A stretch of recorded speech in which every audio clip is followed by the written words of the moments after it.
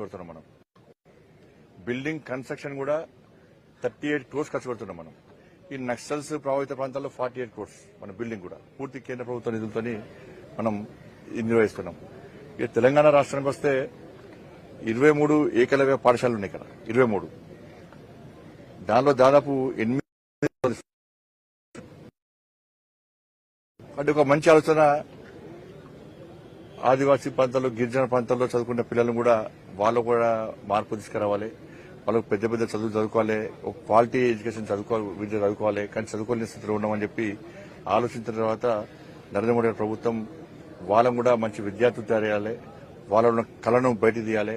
కొంతమంది స్పోర్ట్స్ విషయంలో కానీ రకరకాల వాళ్ళ నైపుణ్యాన్ని బట్టి వాళ్ళకు శిక్షణ ఇవ్వాలి. వాళ్ళని కూడా వాళ్ళు అనుకున్న స్థాయికి తీసుకోవాలి. వాళ్ళ పేరెంట్స్ కూడా కళలు కంటారు. ఎన్ని ఆశలు ఉన్నా కూడా పేద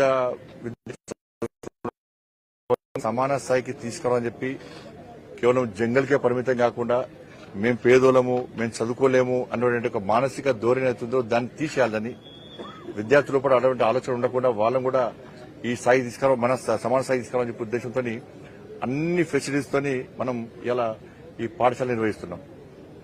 కాబట్టి నరేంద్ర మోడీ గారి యొక్క ఆదేశం మేరకు దేశంలో ఉన్న ప్రతి ఎంపీ కూడా వాళ్ళ ప్రాంతంలో ఉన్నటువంటి ఏకలవ్య ఈ పాఠశాలను సందర్శించాలి. అక్కడ సమస్యలను తెలుసుకొని వాటి ఇంకా మెరుగైన దిశగా మనం తయారు చేయాలి వాటిని అన్న ఉద్దేశంతో ఈరోజు ఈ పాఠశాల రావడం జరిగింది. ఇవాళ నా పార్లమెంట్ నియోజకవర్గానికి సంబంధించి 2 పాఠశాలలు ఉన్నాయి. ఒకటేమో ఈ కోనరాపేట మరిబడ్ల, ఇంకోటి ఎల్లారెడ్డిపేటలో దుమాల.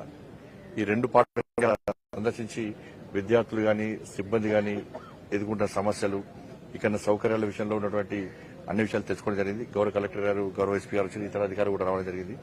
తెలుసుకుని పూర్తి నివేదికను మనం కేంద్ర ప్రభుత్వం తీసుకొస్తాం.